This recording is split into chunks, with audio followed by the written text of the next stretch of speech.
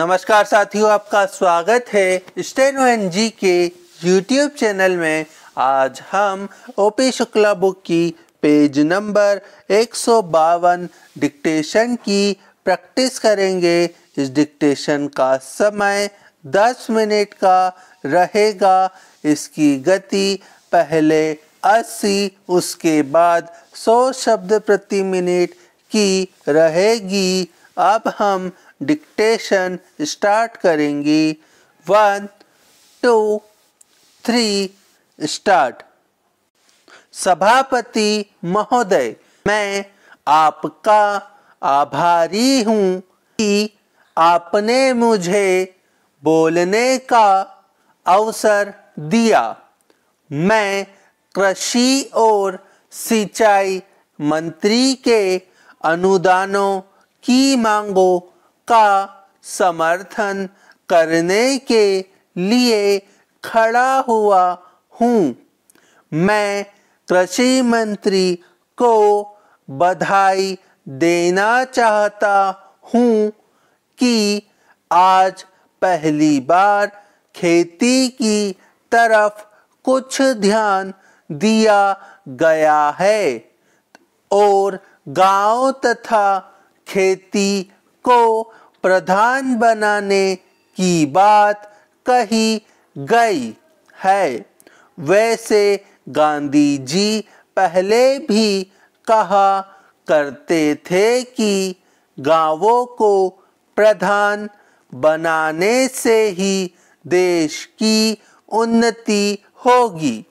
गांधी जी से मेरा तात्पर्य महात्मा गांधी से है, श्री साठे साहब के गांधी जी से नहीं। जिस व्यक्ति ने देश को तबाह किया है, अगर उसको थोड़ी देर के लिए रोका गया तो साठे साहब को बेचैनी हो गई और उन्होंने काम रोको प्रस्ताव पेश कर दिया। जब हम लोग जेल में 19 महीने रहे, जहां हमारे कई साथी मर गए, तब साठे साहब की आत्मा कहाँ सो गई थी। वे उस समय भी तो लोकसभा के सदस्य थे। Para change. महोदय, अन्य गांवों की तरह किसानों को भी बुनियादी आवश्यकताएं होती है। मैं पिछली सरकार से पूछना चाहता हूँ कि क्या उसने पिछले 30 साल में किसानों की किसी समस्या को हल किया? क्या किसानों के लिए भोजन की ठीक व्यवस्था हुई? किसान अच्छा अन्न पैदा करता है, लेकिन कुछ अधिक पैसा पाने की इच्छा से वह उसको बाजार में बेचता है और स्वयं मोटे अन्न पर गुजारा करता है। इसी तरह 30 साल के शासन में किसानों के लिए स्वास्थ्य का कोई प्रबंध नहीं हुआ। मैं नहीं समझता कि गांवों में किसानों की सुविधा के लिए कोई अस्पताल खोले गए हैं। गांवों में 10-20 मील पर अगर कोई अस्पताल खुल गया हो तो उसकी दवाओं के बारे में जांच करने की आवश्यकता है। जब तक हम किसानों को शिक्षित नहीं करेंगे, तब तक देश की प्रगति नहीं हो सकेगी। देहातों में हर जगह शिक्षा संस्थाएं भी खोलने की आवश्यकता है। Para change. बड़े बड़े शहरों में ऋण दिए जाते हैं, घर बनाने की स्कीम भी चलाई जाती है, लेकिन देहातों में किसानों के लिए न कोई ऋण दिया जाता है और न कोई घर बनाने की स्कीम चलाई जाती है। मैं सरकार से निवेदन करूंगा कि किसानों के रहने के लिए कोई व्यवस्था अवश्य करने की कृपा करे। कपड़े की भी उनके लिए समस्या होती है। किसान सारी रुई अपने खेतों में पैदा करता है, लेकिन उसको कपड़ा सही दाम पर देने के लिए कोई ठीक व्यवस्था नहीं है।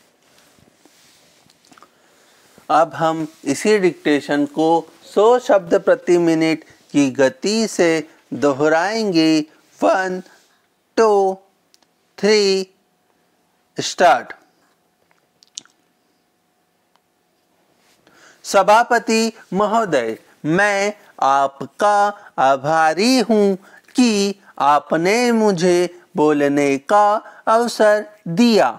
मैं कृषि और सिंचाई मंत्री के अनुदानों की मांगों का समर्थन करने के लिए खड़ा हुआ हूँ। मैं कृषि मंत्री को बधाई देना चाहता हूँ कि आज पहली बार खेती की तरफ कुछ ध्यान दिया गया है और गांव तथा खेती को प्रधान बनाने की बात कही गई है। वैसे गांधी जी पहले भी कहा करते थे कि गांवों को प्रधान बनाने से ही देश की उन्नति होगी।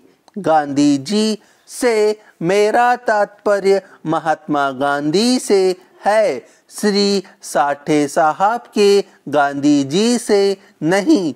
जिस व्यक्ति ने देश को तबाह किया है, अगर उसको थोड़ी देर के लिए रोका गया तो साठे साहब को बेचैनी हो गई और उन्होंने काम रोको प्रस्ताव पेश कर दिया। जब हम लोग जेल में 19 महीने रहे, जहां हमारे कई साथी मर गए, तब साठे साहब की आत्मा कहाँ सो गई थी। वे उस समय भी तो लोकसभा के सदस्य थे। महोदय, अन्य गांवों की तरह किसानों को भी बुनियादी आवश्यकताएं होती हैं।